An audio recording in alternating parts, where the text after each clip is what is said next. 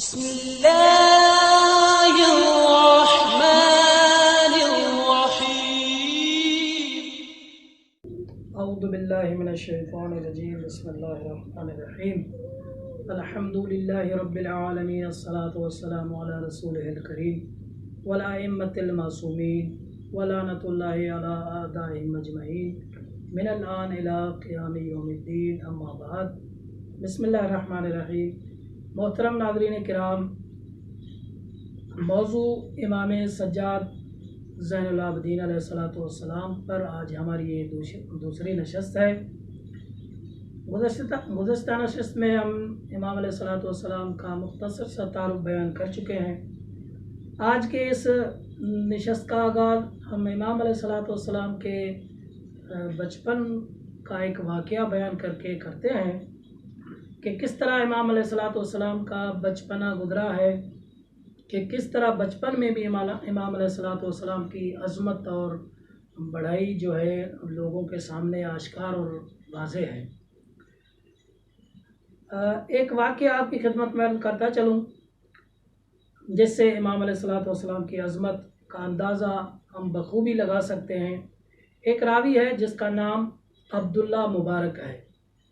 وہ کہتا ہے کہ ایک مرتبہ مجھے حج کی سعادت نصیب ہوئی اور میں حج کے لیے جانے لگا تو میں دیکھا راستے میں کاروان ساتھ چل رہا تھا. ان کاروان کے ساتھ ایک 7-8 سال کا بچہ بھی چل رہا ہے اور بڑے ہی اطمینان اور وقار اور شان کے ساتھ چل رہا ہے. تو میں نے جیسے ہی بچے کو دیکھا حیران ہوا.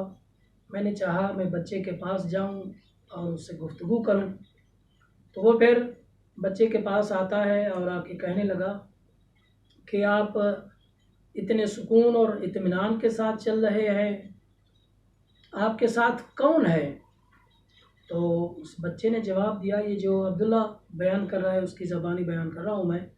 تو اس بچے نے عبداللہ کو جواب دیا کہ میرا اللہ میرے ساتھ ہے. اس کے بعد عبداللہ کہتا ہے کہ آپ کا زاد راہ کیا ہے، آپ کی سواری کیا ہے؟ تو پھر بچے نے جواب دیا کہ میرا زاد راہ میرا تقویٰ ہے، میرا توشہ میرا تقویٰ ہے اور میری سواری میرے پاؤں ہیں. تو یہ سن کر عبداللہ اور بھی حیران ہوا کہ یہ بچہ لگتا ہے کسی بڑے خاندان سے ہے. اس کے بعد عبداللہ نے ان سے پوچھا کہ آپ کس خاندان سے ہیں؟ تو کہا عبد المطلب کے خاندان سے. تو کہا کہ عبد المطلب کے خاندان کس قبیلے سے ہیں؟ تو فرمایا کہ میں بنی ہاشم کے قبیلے سے ہوں. تو اس کے بعد پوچھتا ہے کہ آپ کس کے فرزند ہیں؟ تو اس بچے نے جواب دیا کہ میں علی اور فاطمہ کا فرزند ہوں.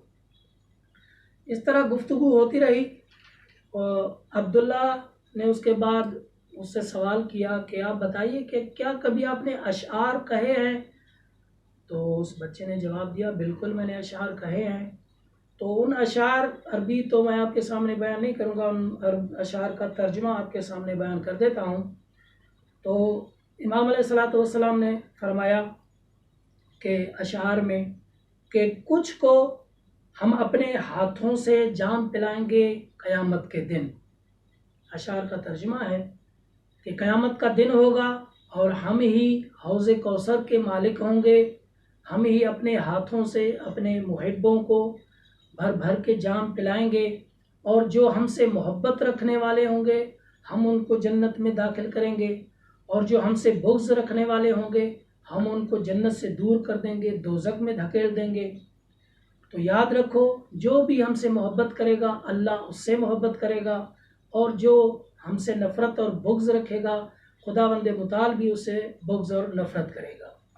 یہ اشعار امام علیہ السلام نے بیان کیے. اس کے بعد عبداللہ کہتا ہے میں نے خدا حافظی کی اور اس کے بعد راستے چلتے رہے. پھر میں نے اس بچے کو نہیں دیکھا یہاں تک کہ حج ختم ہو گیا، حج کے مراسم انجام ہو گئے اور ہم نے حج کر لیا.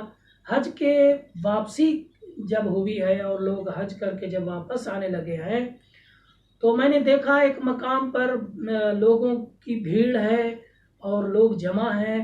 تو میں نے بھی چاہا جا کر دیکھوں کہ کیا ماجرا ہے، لوگ اتنے کیوں جمع ہیں اس مقام پر. تو عبداللہ جیسے ہی وہاں پہنچتا ہے لوگوں کو چیرتا ہوا دیکھتا ہے کہ وہی بچہ جس سے وہ ملاقات کی تھی وہی تشریف فرما ہے، اور لوگ پروانوں کی طرح، جس طرح شمع کے گرد پروانے جمع ہوتے ہیں، اس طرح اس بچے کے گرد جمع ہو رہے ہیں اور ان سے لطف اندوز ہو رہے ہیں اور ان سے مستفید ہو رہے ہیں۔